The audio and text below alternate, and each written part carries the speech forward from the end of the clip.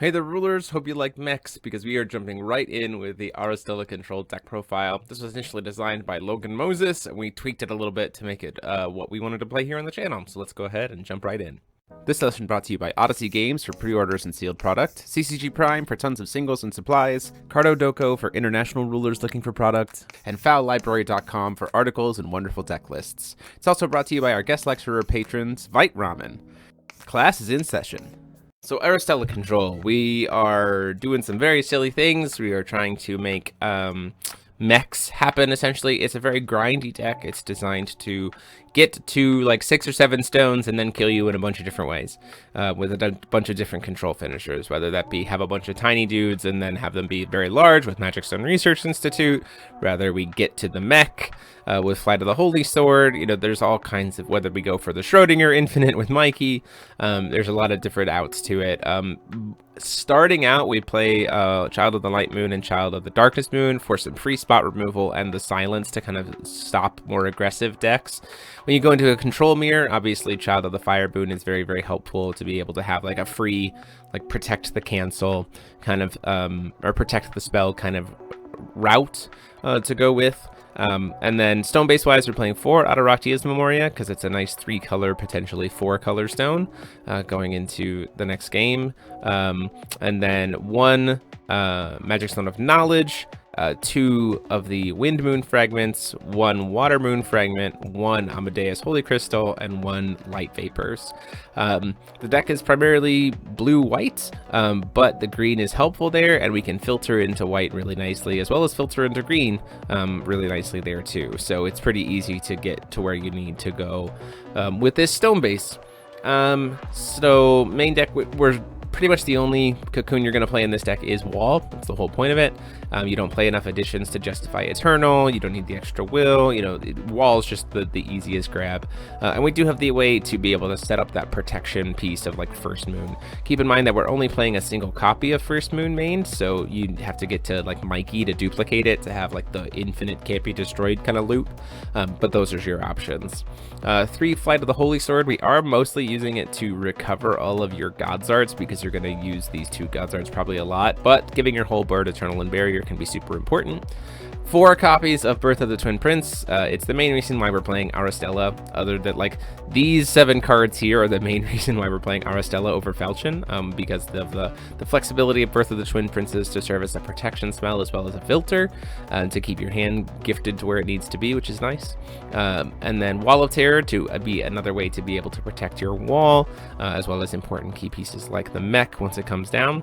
Campanella, the Milky Way Moon, 3 copies of that. Wonderful to be able to grab Fountain of Oblivion Moon or the First Moon. You could go down to 2. I don't foresee a problem going down to 2, like 2 and 2. We just want to see Campanella more often than we see these 2. Fountain of Oblivion Moon is absolutely insane. Being able to shut down certain abilities from being able to activate, as well as just, hey, draw 3 cards a turn. You get through your deck very, very quickly. Mikey, Jack of all trades, an excellent tool to be able to duplicate Wall, duplicate Magic Stone Research Institute, duplicate First Moon, and then set up for the Schrodinger Infinite. If you haven't seen the Schrodinger Infinite before, it goes kind of back and forth where like Mikey clones Schrodinger, which then flickers Mikey, which then clones Schrodinger, which then flickers Mikey, which then flickers Schrodinger. So you do that infinitely until you are done, essentially, and you target something else with the Schrodinger to end the loop. So then you have infinite Schrodingers, which means you get infinite attacks with an infinite strength Mikey. I think last time I played, I got to 1,000,000. I was like, I'm gonna do this loop 2,000,000 times. And then I had 1,000,000 Schrodingers to make Mikey 1,000,000 attack. And then I attacked with Mikey 1,000,000 times. And we won the game. Like that's an out that you can do. It's very silly. It is a solid control finisher in the fact of like you just get to 5 stones, 5, 6 stones. You can protect the move and you go in for lethal. 4 copies of Dark Alice Rabbit Princess because it's the best draw engine, protects our graveyard. Also, we do sack stones to the graveyard in this deck, so we can get to 5 colors, which is nice. A single copy of Revenant, because as you can see, this deck actually plays a lot of unique cards, and so Revenant is a very nice, just kind of standalone control finisher. A lot of stuff, you know, Barrier Chant is just hard. It's hard to kill. We can also grab it off of Awakening of the First Moon, which is really nice, and then just like have this big old flying drain beat stick, which is very, very nice. Awakening of the Winged Moon, an excellent choice to be able to do a couple of things. First off, you can use it to just kill your opponent because the mech has flying, so you can recover, like swing, recover it, swing again, kill your opponent. Usually mostly to do that 2-drop mode. We have a lot of good 2-drops to be able to grab in this deck, including like First Moon or Campanella, which then goes grabs the First Moon, Schrodinger Mikey, all kinds of cool stuff.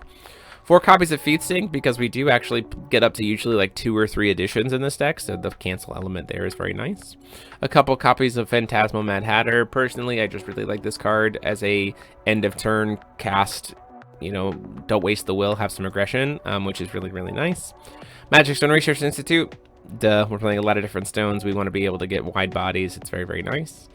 3 copies of Witch of the Fallen Kingdom, and then 4 copies of Sealed One-Eyed Dragon.